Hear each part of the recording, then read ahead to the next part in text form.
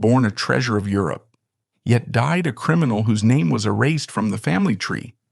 Berlin called her a disgrace, a depraved princess who dared to abandon her husband for another man.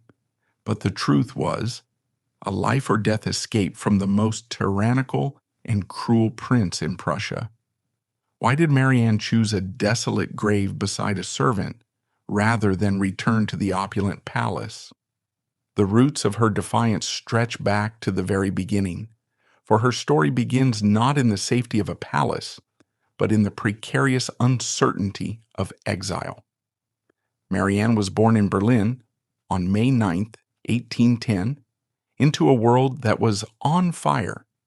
Napoleon Bonaparte had redrawn the map of Europe, shattering old monarchies and sending kings and queens fleeing for their lives. Marianne's father, William VI, Prince of Orange, had been stripped of his lands in the Netherlands. The House of Orange, once the proud stadholders of the Dutch Republic, were now refugees, living on the charity of their Prussian relatives. It was in this atmosphere of anxiety and displaced grandeur that Marianne took her first breaths. She was the youngest child, the afterthought baby, born long after her brothers. From the moment she arrived, she was a beacon of light in a gloomy household. Fortune, specifically in the 19th century, was volatile. By the time Marianne was a toddler, Napoleon's Grande Armée was freezing in the Russian snows. By 1813, the French Empire was collapsing, and the Prince of Orange was called back to the Low Countries. He did not return merely as a prince. The Congress of Vienna, seeking to create a strong buffer state against future French aggression, elevated him. He became King William I of the United Kingdom of the Netherlands, a new sovereign state that combined modern-day Netherlands, Belgium, and Luxembourg. Overnight, the little girl born in exile became the daughter of a king, and not just any king. William I was known as the Merchant King. He was a man of immense business acumen, a monarch who ran his country like a corporation. Under his reign, the Dutch colonial empire in the East Indies pumped unimaginable wealth into the royal coffers. Marianne grew up in a world of staggering privilege, even by royal standards. The palaces of The Hague and Brussels were renovated with the finest silks and filled with art. As she grew from a child into a young woman, it became clear that Marianne had inherited the best of her lineage. She possessed the classic, somewhat sharp features of the Orange dynasty, but softened by a radiant, lively beauty that captivated portrait artists. More importantly, she had a mind. In an era where princesses were educated primarily to be ornamental, taught to embroider, play the harpsichord, and speak enough French to be polite at dinner, Marianne was intellectually curious. She read voraciously. She had a spirit that was described by courtiers as unconventional. She was not the shy, retiring type who would simply nod and curtsy. There was a fire in her, a streak of Dutch independence that likely came from her father. She walked with her head high, aware of her rank, but also aware of her own value as a human being.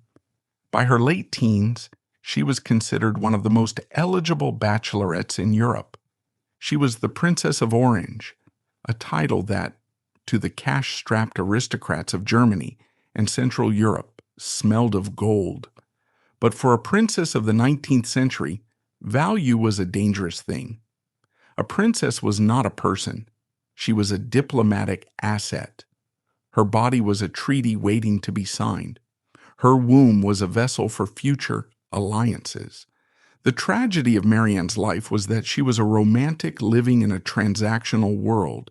She made the fatal mistake of believing that her heart belonged to her. In her late teens, amidst the balls and galas of the Dutch court, Marianne fell in love. It was not a sordid affair or a foolish crush on a stable boy. It was a romance that, on the surface, looked perfect. The man was Prince Gustav of Sweden. Gustav was handsome, dashing, and possessed the kind of melancholy charm that appealed to the romantic sensibilities of the 1820s. He was a prince of the House of Holstein-Gottorp-Vasa, the ancient dynasty that had ruled Sweden for centuries. Marianne and Gustav were perfect for each other. They were both young, both royal, and by all accounts deeply infatuated.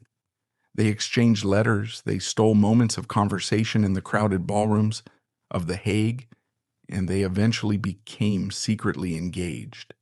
For a brief, shining moment, Marianne believed she had achieved the impossible, a royal match that was also a love match. But there was a problem. Gustav was a prince without a throne. His father, King Gustav IV Adolf, had been deposed in a coup in 1809.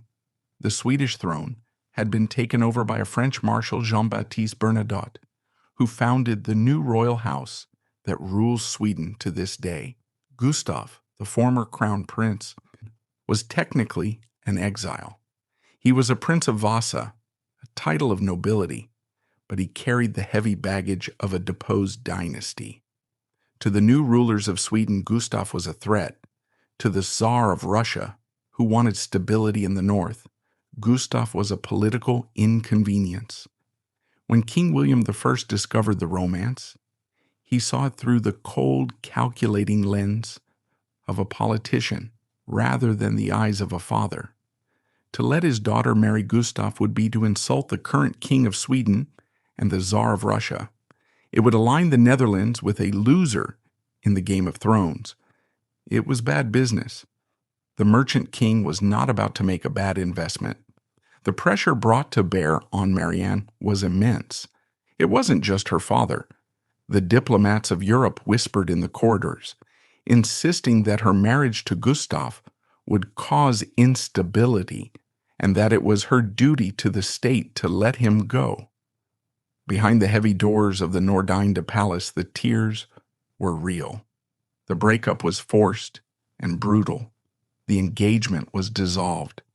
Gustav was sent away, eventually to die unmarried and lonely, forever the wandering prince. Marianne was left with a broken heart and a terrifying lesson. Her feelings were irrelevant to the machinery of the state. She was 20 years old. She was beautiful, wealthy, and now cynical, and the state was not done with her.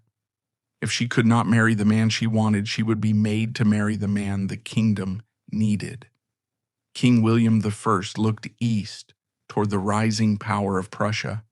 The relationship between the Dutch and the Prussians was already close. Marianne had been born there, after all, but in the volatile climate of 1830, it needed to be cemented with iron. The choice fell on Prince Albert of Prussia. On paper, Albert looked like the fairy tale prince that Gustav couldn't be. He was Marianne's first cousin, the youngest son of the revered King Frederick William III of Prussia and the beloved late Queen Louise. He was 21 years old, tall, athletic, and cut a magnificent figure in the blue uniform of the Prussian cavalry. He was a decorated soldier, a prince of one of the most powerful military dynasties on earth. To the outside world, this was the match of the century, the wealthy Dutch princess and the gallant Prussian warrior. But those who looked closer saw the cracks in the porcelain before it even left the shelf. Albert was the youngest son, the baby of the Prussian royal family, and he had been spoiled rotten. While his older brothers were being groomed for leadership and responsibility, Albert had been allowed to run wild. He was charming, yes, but it was a superficial, glib charm. He was known in Berlin for his restlessness, his inability to focus on anything other than horses and cards. There were whispers, faint but present, about his temper, about a certain cruelty that lurked behind the dazzling smile. He was a man who had never been told no in his entire life.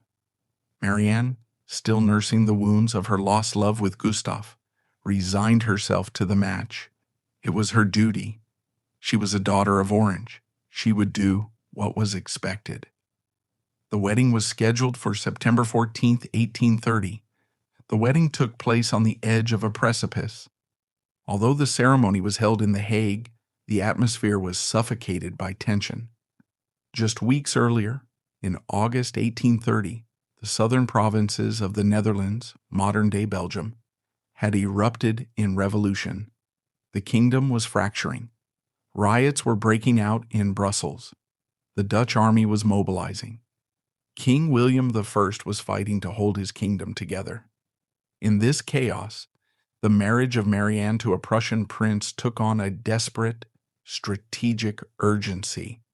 The Dutch king needed to know that if the Belgian rebels marched north, the Prussian army would have his back.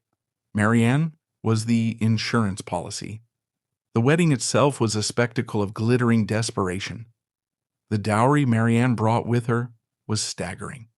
We are talking about millions of guilders, chests of gold, jewels that had been in the family for generations, and a guaranteed income that made her personally wealthier than many sovereign kings.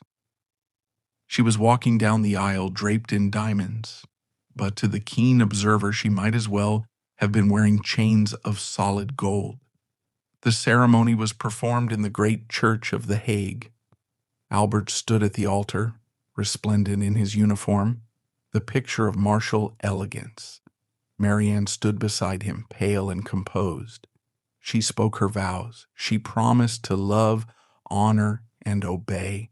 She promised to follow him to Berlin. As the cannon fire signaled the union to the city, the Golden Princess formally became Her Royal Highness Princess Albert of Prussia. The departure from the Netherlands was emotional. Leaving one's homeland in the 19th century was a significant severance. Travel was slow.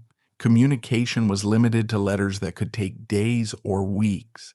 Marianne was leaving the liberal, relatively bourgeois atmosphere of the Dutch court, where commerce and art were celebrated, for Berlin.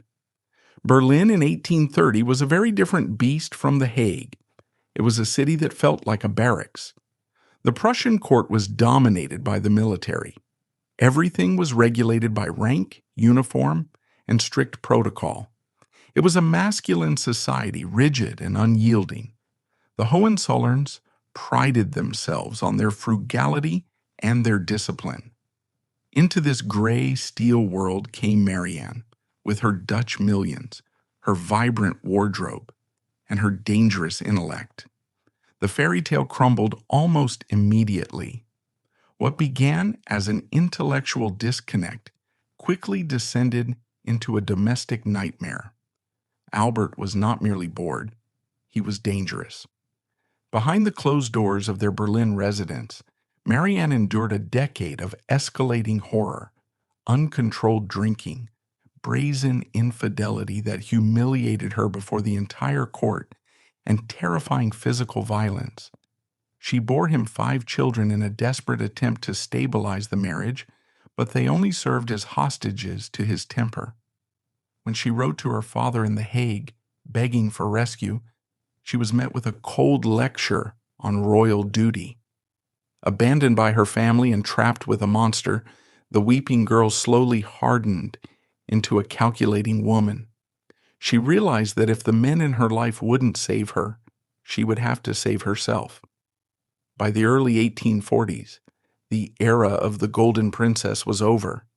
She stopped asking for permission to be happy and started planning her escape, ready to burn her reputation to the ground, if that was the price of survival. The walls of the Prince Albrecht Palais on the Wilhelmstrasse in Berlin were thick, built to withstand the noise of the city and the prying eyes of the common people, but they could not silence the war being waged inside. By the early 1840s, the marriage of Princess Marianne and Prince Albert had devolved from a disappointing political arrangement into a daily battlefield, a domestic hell concealed behind velvet drapes and the rigid, unyielding etiquette of the Prussian court. To the outside world, Marianne was still the envy of Europe, the golden princess whose carriage was greeted with cheers, whose jewels were the talk of the season, and whose staggering wealth funded the lavish lifestyle of the Prussian royal families cadet branch. But inside the cold, high-ceilinged rooms of her home, she was a prisoner in a war of attrition, fighting to preserve her sanity against a husband who had transformed from a negligent partner into a cruel and dangerous adversary. The deterioration was not sudden. It was a slow, agonizing rot. In the early years, Albert's indifference had been painful, a cold shoulder turned to a young wife seeking affection. But as Marianne matured, as the shy girl from The Hague grew into a woman of profound intelligence and sharp wit, Albert's indifference curdled into active hostility. He resented her.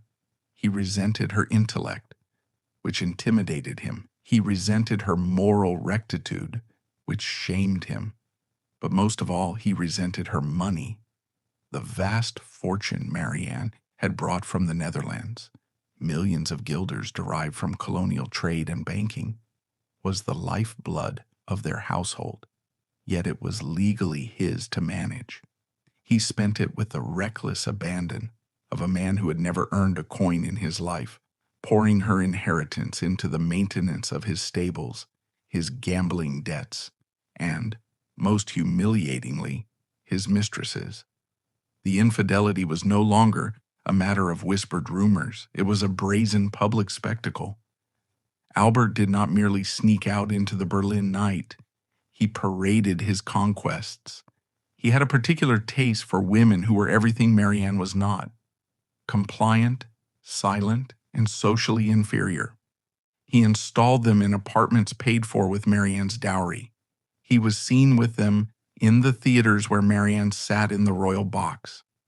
The message to the court and to his wife was clear. He could do whatever he wanted, and there was nothing she could do to stop him. He was a Hohenzollern prince, a general in the army, a brother to the future king. She was merely a foreign asset, a walking bank account with a womb. But the psychological torture was soon compounded by physical danger. The privacy of the royal bedroom became a place of terror. Albert's temper, fueled by heavy drinking and the frustrations of a man who felt intellectually inferior to his wife, exploded with increasing frequency. The servants heard the shouting. The ladies in waiting saw the bruises that had to be carefully concealed with powder and high-collared dresses. There were nights when Marianne locked her doors, terrified that the man who had sworn to protect her would kill her in a drunken rage. It is a testament to the devastating power of the royal institution that this abuse was known yet ignored. The chamberlains, the ministers, even the king himself, they all knew. But in the 19th century, the sanctity of a royal marriage outweighed the safety of a royal wife. Intervention would mean scandal, and scandal was the one thing the House of Hohenzollern feared more than sin. Marianne, however, was not a woman to be crushed quietly.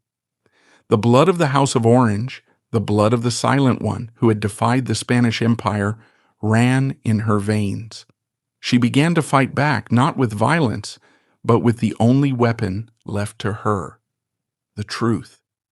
She wrote to the King of Prussia, Frederick William IV, Albert's older brother. She detailed the abuse. She listed the adulteries. She demanded a separation. It was a breathtakingly bold move. Royal women did not demand. They endured. They were expected to be martyrs for the dynasty. Marianne refused the role of martyr. She argued that her duty to the state did not require her to submit to tyranny in her own home. The king's response was a study in patriarchal cowardice. He was sympathetic, perhaps, in a distant, abstract way. He acknowledged that Albert's was difficult, but he refused to sanction a separation.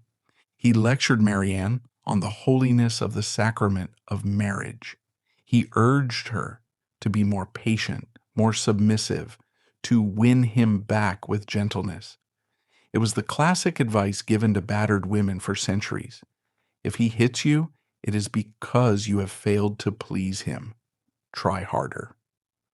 If Marianne had any hope left in the men of her family, It was extinguished in 1843. That year, her father, King William I of the Netherlands, passed away.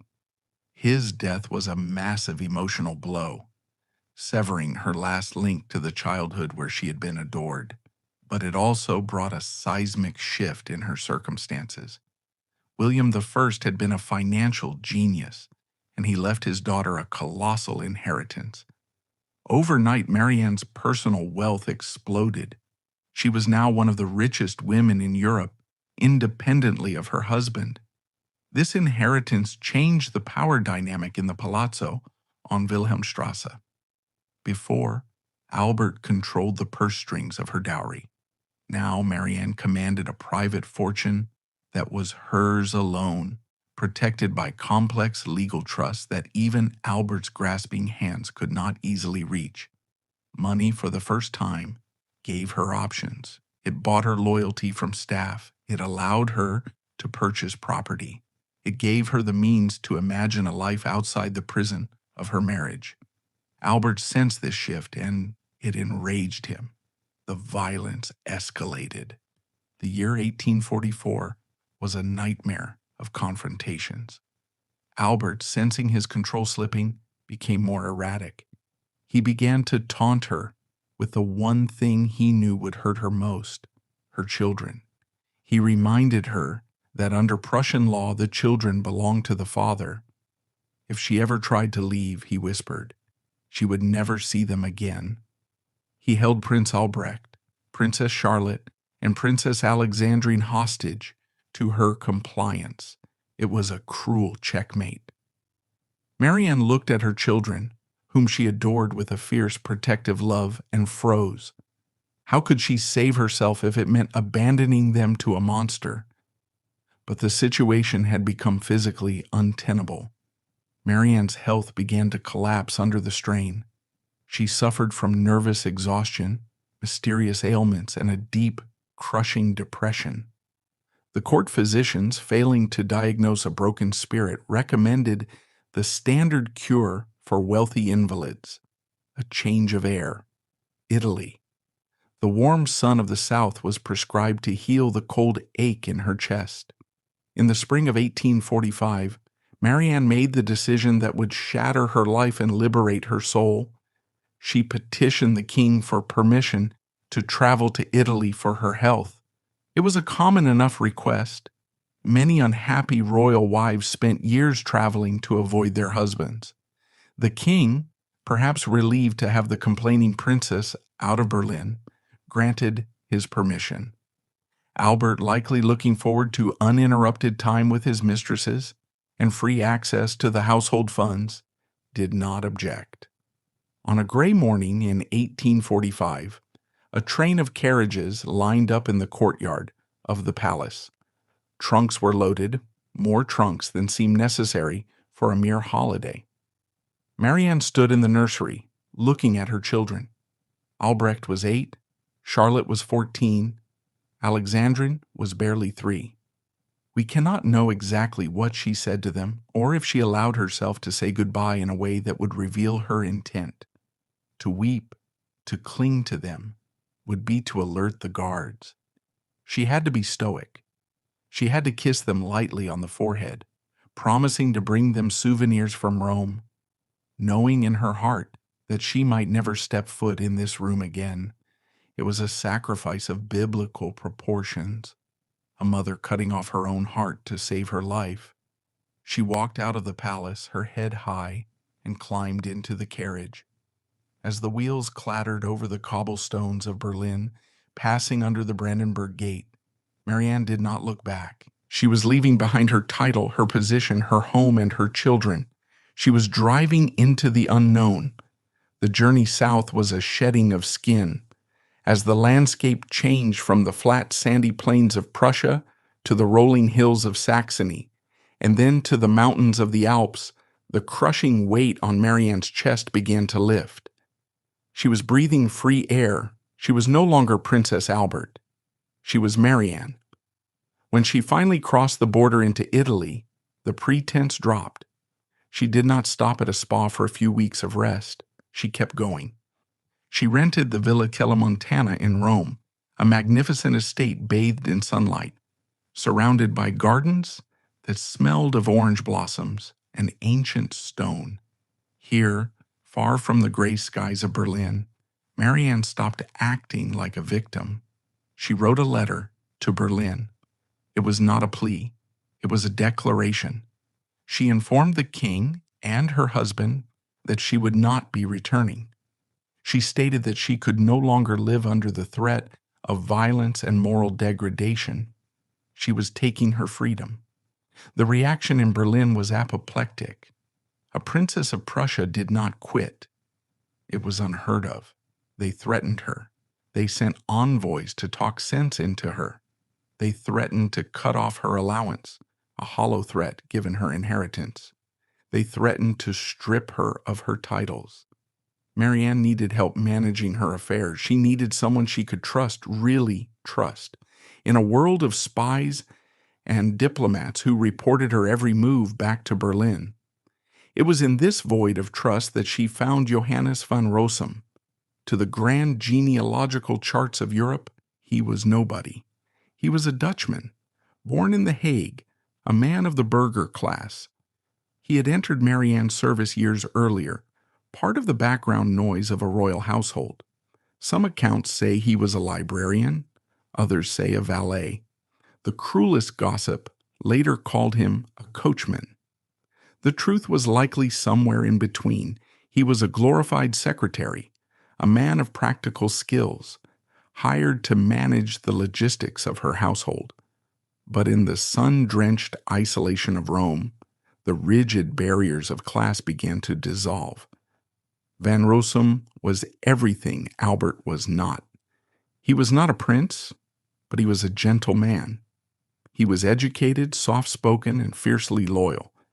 He did not look at Marianne as a diplomatic treaty or a bank account. He looked at her as a woman, a wounded, lonely, brilliant woman who was trying to rebuild herself from the wreckage of her life. It started with work.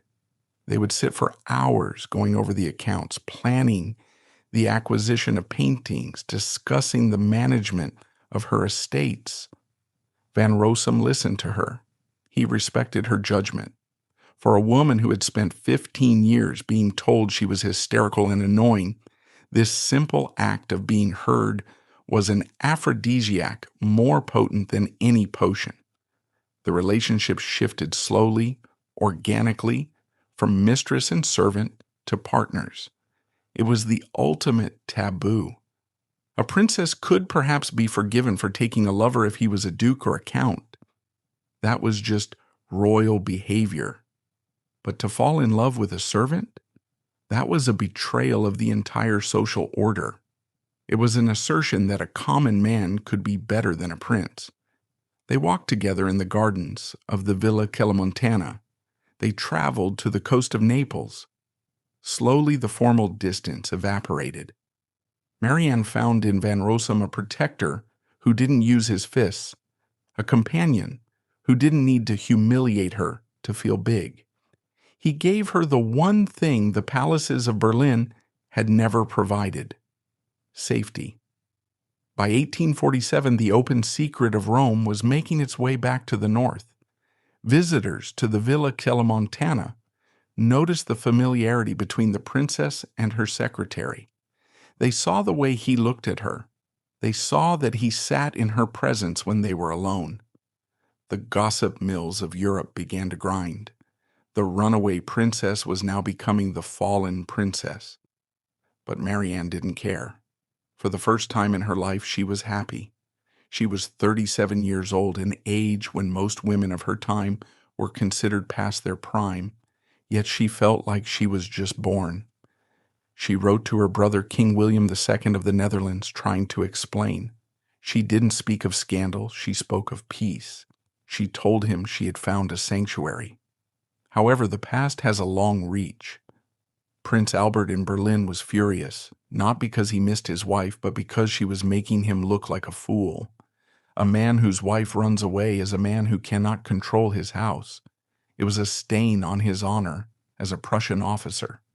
He began to petition for a divorce, not to free her, but to punish her. He wanted to ensure that if the marriage ended, it ended on his terms, leaving her with nothing. Marianne, realizing that a legal battle was inevitable, decided to embrace the nuclear option. She knew that as long as she was technically married to Albert, she was vulnerable. She needed to sever the tie completely. She needed to make it impossible for the Prussian court to claim her back. And then, nature intervened to force her hand. In the warm, languid summer of 1848, as revolutions were sweeping across Europe, toppling governments and setting cities on fire, a different kind of revolution was happening in Marianne's body. She missed her courses. She felt the familiar sickness in the mornings. She was pregnant. The father was not the Prince of Prussia. The father was Johannes van Rossum.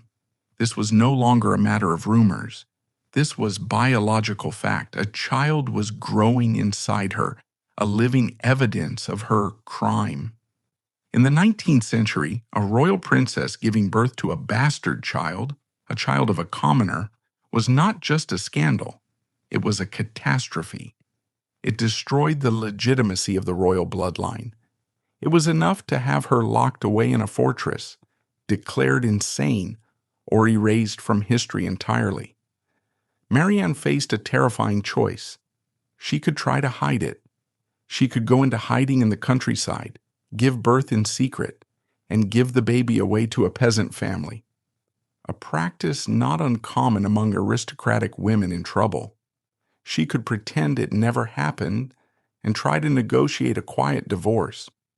But Marianne looked at Van Rossum, the man she loved, and she looked at her own swelling belly. She thought of her legitimate children in Berlin, whom she had been forced to leave behind because of the cruelty of the system. She decided she would not sacrifice this child to the same system. She would not hide him. She would not be ashamed of him.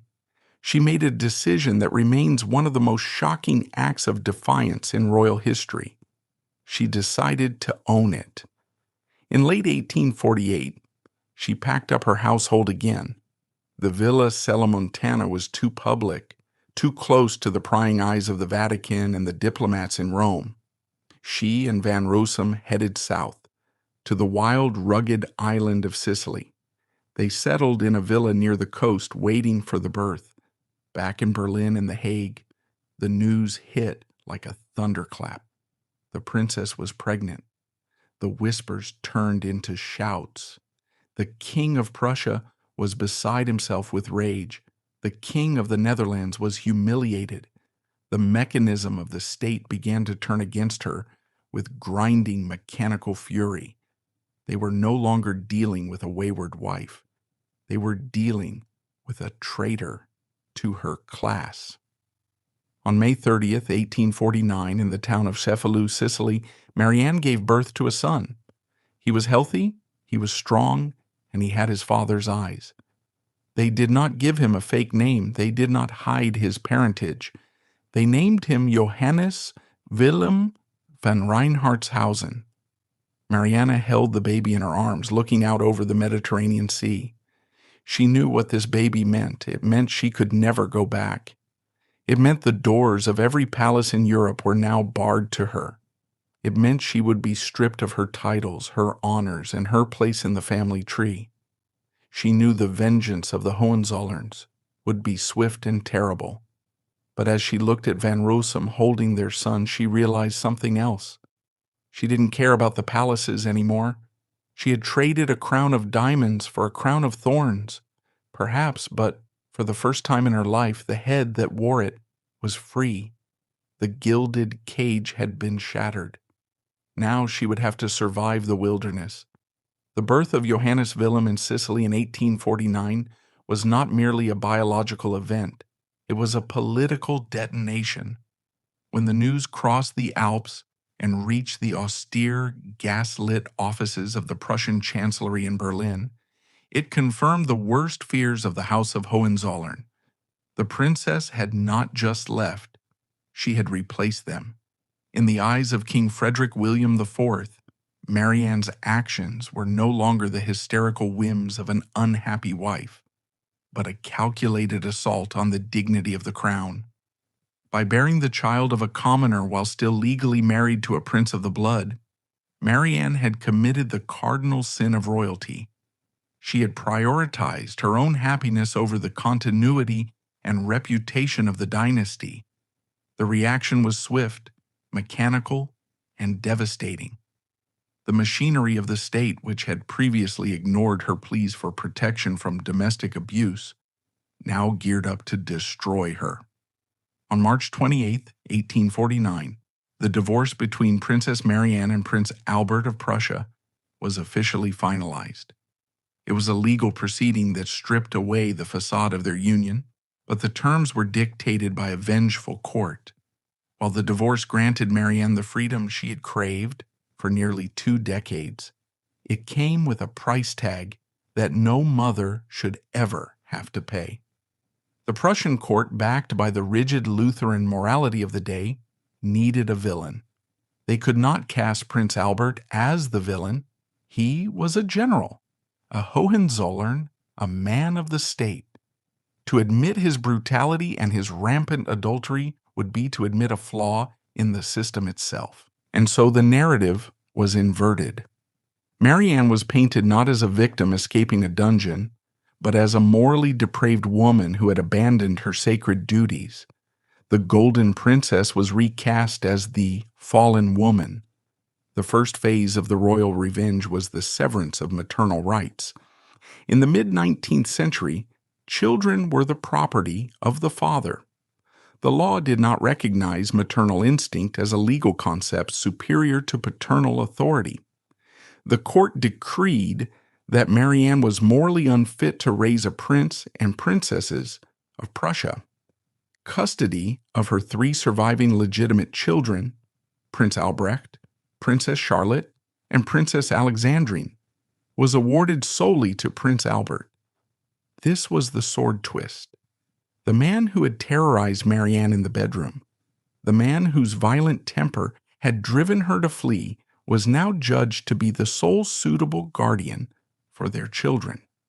Marianne was not just stripped of custody, she was stripped of access. The decree was absolute. She was to have no contact with them, no visits, no holidays, no influence. Imagine the silence that fell over Marianne's life in Sicily when that decree arrived. Her son Albrecht was 12, Charlotte was 18, little Alexandrine was only 7. They were at the most impressionable ages, left in the care of a father who viewed them largely as extensions of his own ego, and a court system that would now systematically poison them against their mother. Marianne wrote letters, hundreds of them over the years, pouring her heart out, trying to explain, trying to bridge the distance with ink and paper. Many of these letters were intercepted by court officials, read by stony-faced bureaucrats, and filed away or burned. The children were told that their mother had left them because she was sick, or worse, because she didn't love them enough to stay.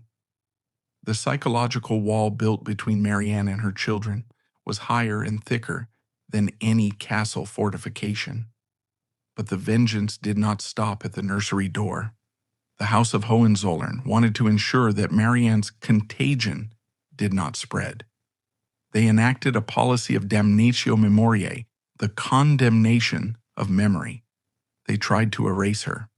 In the official court calendars, the genealogical trees, and the diplomatic lists published in Berlin in the years following the divorce, Marianne's name began to disappear.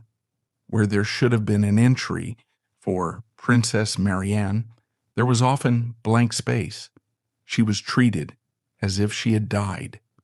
In the rigid protocol of the Prussian court, to be divorced was a disgrace. To be divorced and living in sin with a coachman was a non-existence. The King of Prussia issued a decree effectively banishing her from Prussian soil. She was persona non grata in the very city where she had spent her youth. The Dutch court, terrified of offending their powerful Prussian neighbors and scandalized by Marianne's lifestyle, followed suit. Her own brother, King William II, and later her nephew, King William III, found themselves in an impossible diplomatic bind. While they could not entirely disown a daughter of Orange, who held half the kingdom's mortgage in her personal bank account, they could socially isolate her. Marianne was quietly informed that she was not welcome at official court functions in The Hague. She became a woman without a country, too Dutch for the Germans, too scandalous for the Dutch, and too royal for the commoners. However, the most bitter pill Marianne had to swallow was not the exile itself, but the breathtaking hypocrisy that followed it. While Marianne was being branded a pariah for finding love with Johannes van Rossum, her ex-husband Prince Albert was preparing to legitimize his own illicit affair. For years, Albert had been sleeping with Rosalie von Rauch. The name stung Marianne more than any strangers could. Rosalie was the daughter of the Prussian Minister of War, Gustav von Rauch. She was a noble woman, yes, but of a significantly lower rank than the royal family. More importantly, Rosalie had been a lady-in-waiting to Marianne. In the intimacy of a 19th century royal household, a lady-in-waiting was not just a servant. She was a confidant. She helped the princess dress, she sat with her during long carriage rides, she listened to her private fears. Rosalie had witnessed Marianne's suffering. She had seen the bruises. She had likely comforted Marianne after Albert's rages. And all the while, she had been sleeping with the enemy. The betrayal was Shakespearean in its cruelty. Albert had not just cheated. He had cheated with the woman who stood at the foot of Marianne's bed. After the divorce, Albert decided he wanted to marry Rosalie. By the laws of the House of Hohenzollern, a prince of the blood could not marry a mere noble woman without losing his rank. It was a morganatic marriage, a marriage where the wife and children do not inherit the husband's royal titles. Usually, the kings of Prussia frowned upon such matches, but Albert was the king's brother, and he was a man. The rules were flexible for men. In 1853, Albert was granted permission to marry Rosalie von Rauch. To make the medicine go down easier, the king elevated Rosalie to the rank of Countess of Hohenau. The couple was given a lavish residence in Dresden, the Albrechtsberg Palace. The contrast was stark enough to make the blood boil. Marianne, the victim of abuse, was exiled, separated from her children, and shamed for living with a commoner she loved. Albert, the abuser and adulterer, was allowed to keep his rank, keep the children, and marry his mistress with the king's blessing. He was even given a new palace to live in. Society in Berlin and Dresden flocked to Albert's new court. They bowed to Rosalie, the new countess. They whispered that she was charming. Meanwhile, Marianne was living in unofficial exile, clutching her illegitimate son, branded a whore by the very people who were toasting the new Countess of Hohenau. It was a masterclass in the double standards of the patriarchy. A man's infidelity was a complexity of the heart, or a biological imperative. A woman's infidelity was a moral collapse. Yet it was in this furnace of injustice that Marianne's character was finally tempered into steel. The weak might have crumbled. They might have retreated to a convent or drunk themselves to death in a remote villa. Marianne did neither. She possessed the one thing that the Hohenzollerns could not strip from her, her fortune. The royal revenge had aimed to destroy her social standing, but it had failed to touch her wallet. Marianne was still one of the wealthiest women in the world, and if she could not buy her way back into the good graces of the King of Prussia, she would simply buy her own kingdom. In 1855, Marianne made a move that signaled she was done running. She did not hide in Italy anymore. She returned to the German lands, but she stayed just outside the reach of the Prussian police. She settled in the Rheingau, a beautiful stretch of the Rhine Valley that belonged to the Duchy of Nassau. a state that was friendly to her and, crucially, not Prussia. She purchased the Schloss Reinhardtshausen in Erbach. It was a grand estate, but Marianne intended to make it a rival to the palaces that had shut their doors to her. She began a massive renovation project. If Berlin wouldn't let her see the royal art collections, she would build her own. She sent agents across Europe to buy paintings, sculptures, and artifacts. She wasn't just decorating a home, she was building a cultural institution. Her existence in Erbach became a form of silent protest. She lived openly with Johannes van Rossum. They walked through the vineyards together, heads held high. She insisted that her household treat Van Rossum with the respect due a consort, even if the world called him a servant. She raised their son, Johannes Wilhelm, with all the education and privilege of a prince, even though he carried the surname von Reinhardtshausen. The local people of the Rheingau, who were not beholden to the etiquette of Berlin, watched this unfold with fascination. They saw a woman who had been dragged through the mud and had stood up wiping the dirt from her dress with a smile. They saw her generosity. Marianne poured her money into the local community. She built the first Protestant church in Erbach for the community and for her son to be baptized in. She funded schools. She paid for the medical care of the poor.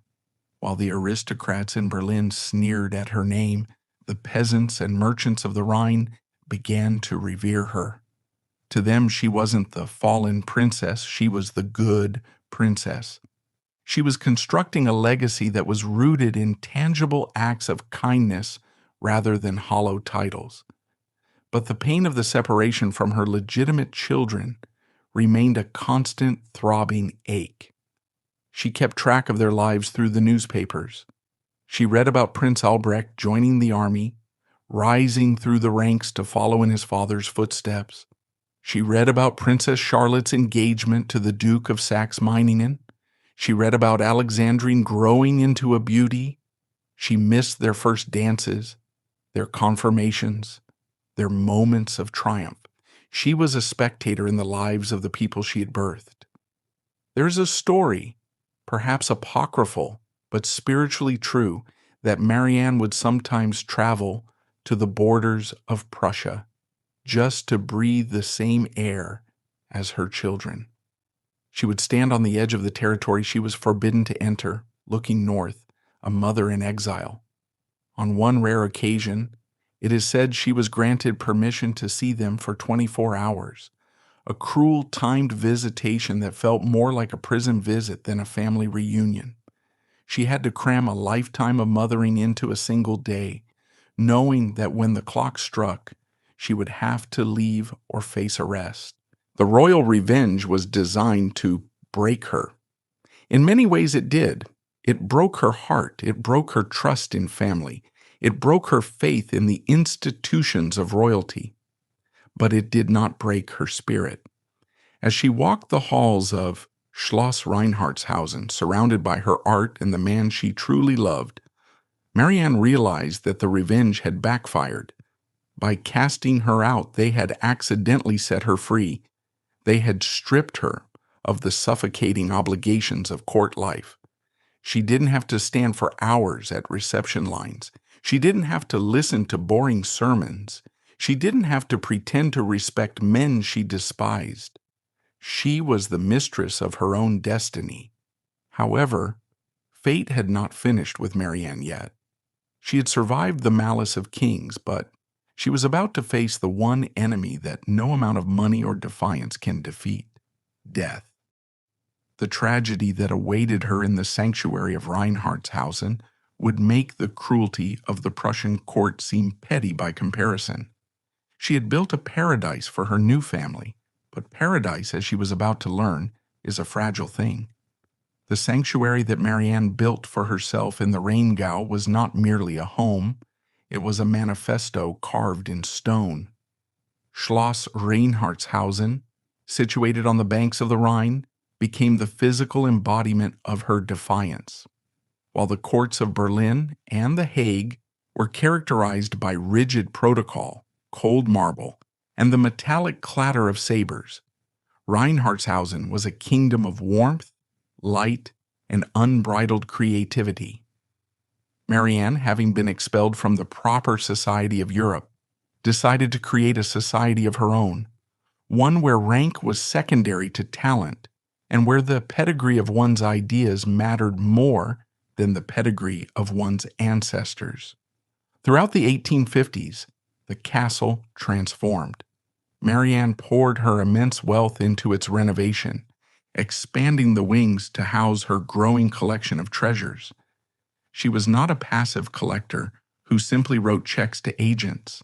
She was a curator of her own soul. She filled the galleries with over 600 paintings, ranging from the Dutch masters of the Golden Age, a nod to her heritage, to contemporary German romantics.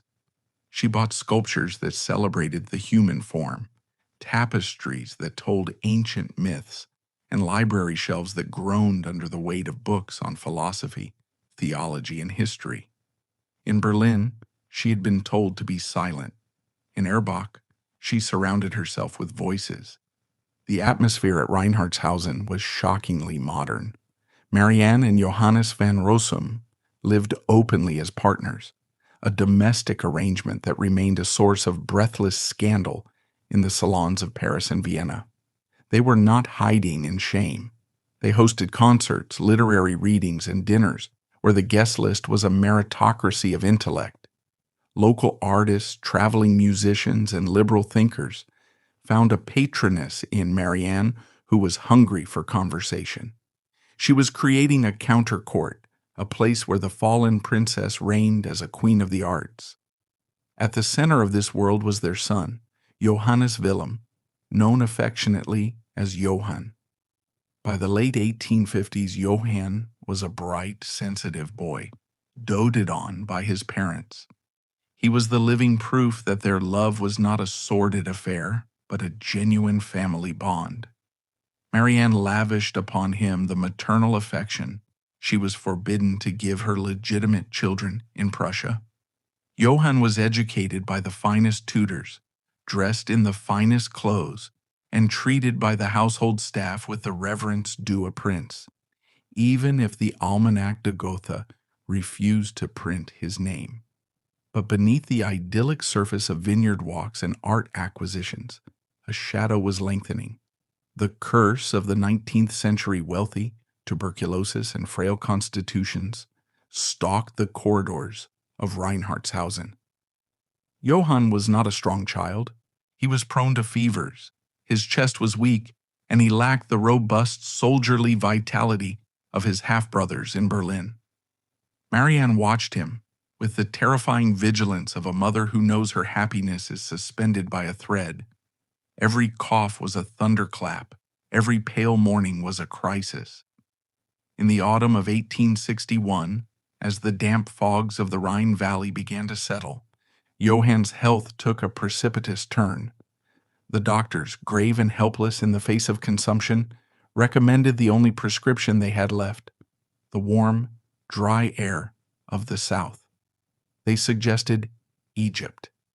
In the 19th century, Egypt was the desperate resort of the dying aristocracy, a land where the sun promised miracles. Marianne did not hesitate.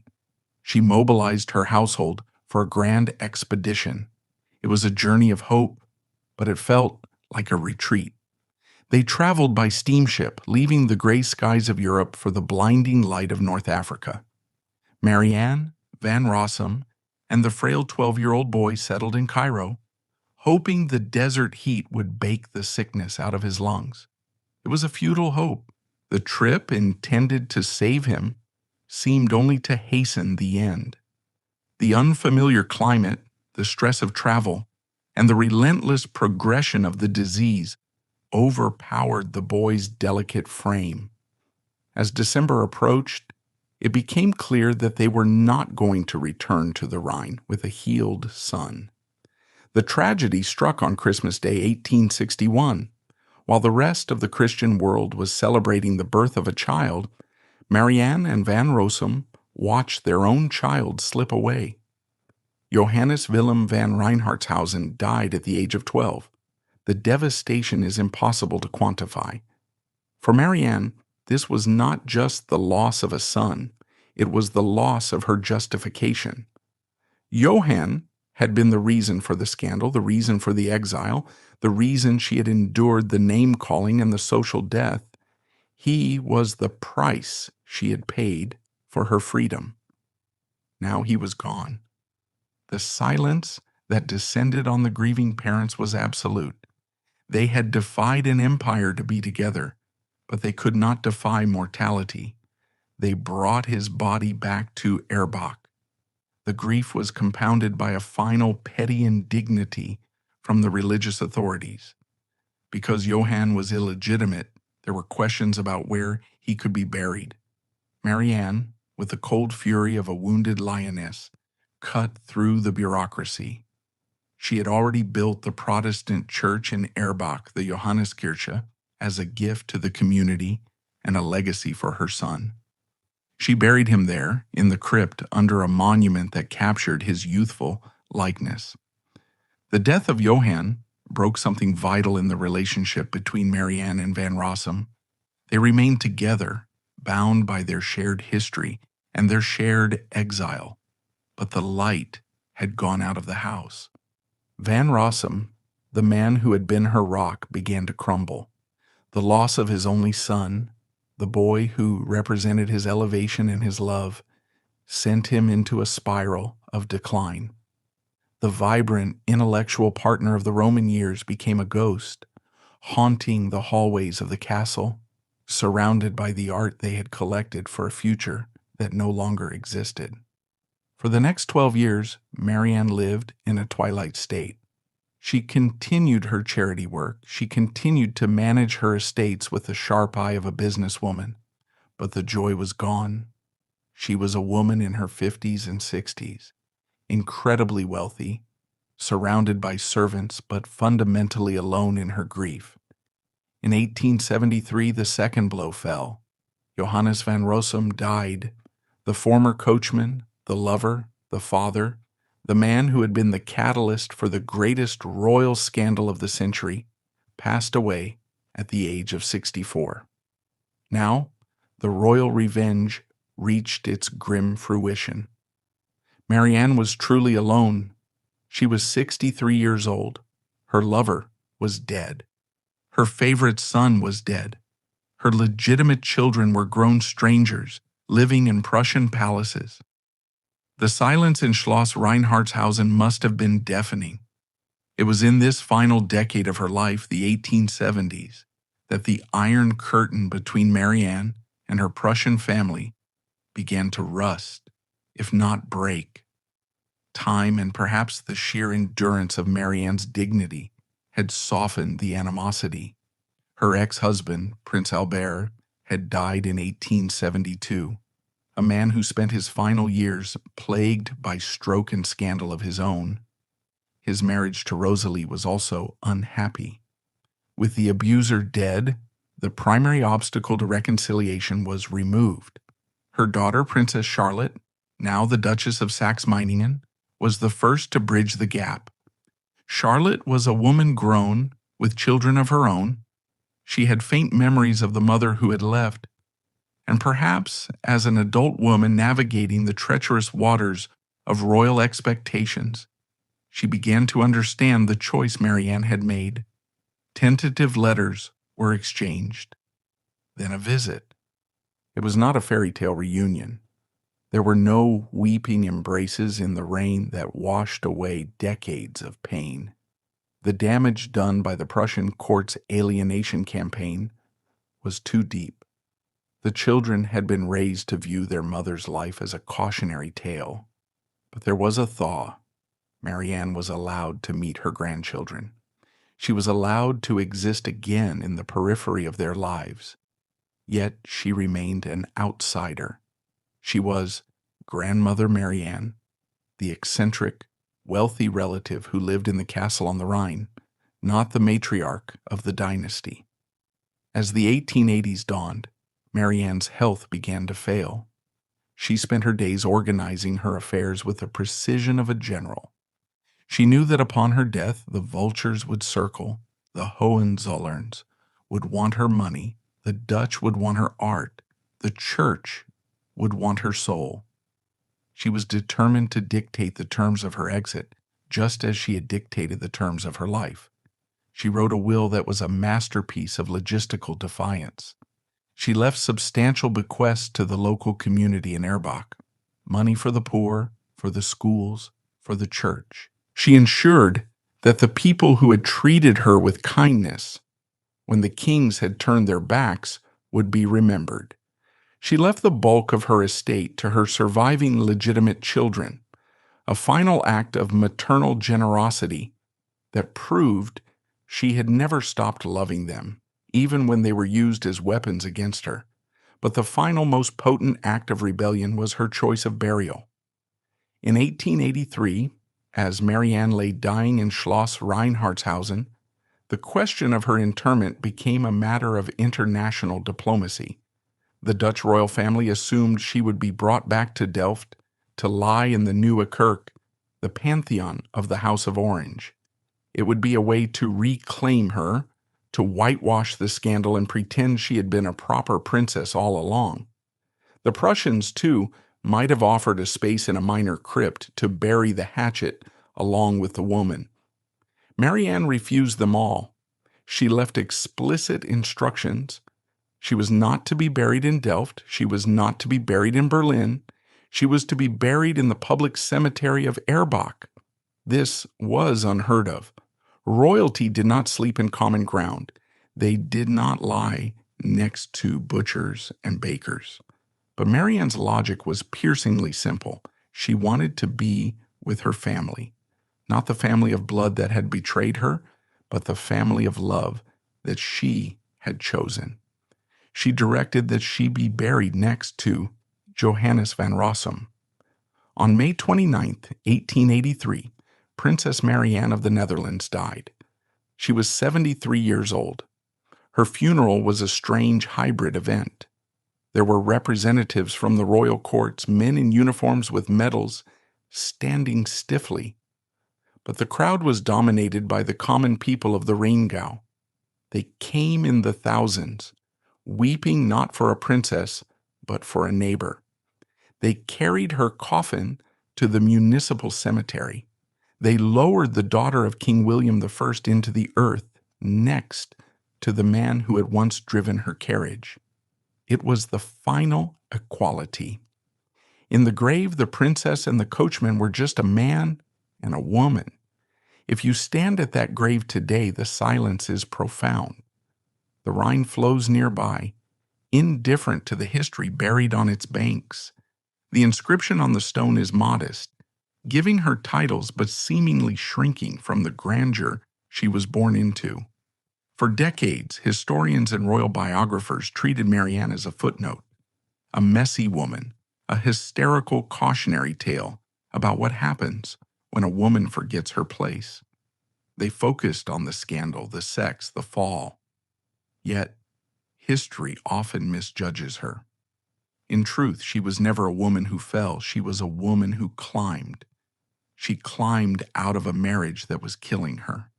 She climbed over the walls of a society that viewed her as a breeding mare. She climbed past the hypocrisy of a church and state that punished her for loyalty and rewarded her husband for cruelty. Her legacy is not in the palaces she left behind, but in the autonomy she seized. She was one of the first royal women to effectively say no. No to abuse. No to the erasure of her identity. No to the idea that a woman's life is owed to the state. She paid a terrible price for that no. She died without raising her children. She died with her name scratched out of the history books of her husband's family. But she died free. In the end, the erased princess wrote her own epitaph. She turned her life into a testament that dignity is not a crown you wear on your head, but a fire you carry in your belly. And as she lies in the simple earth of Erbach, holding court with the commoners and the man she loved, One gets the sense that she wouldn't trade her place in that cemetery for all the marble vaults in Europe. The story of Princess Marianne is a reminder that sometimes the only way to find yourself is to let the world lose you.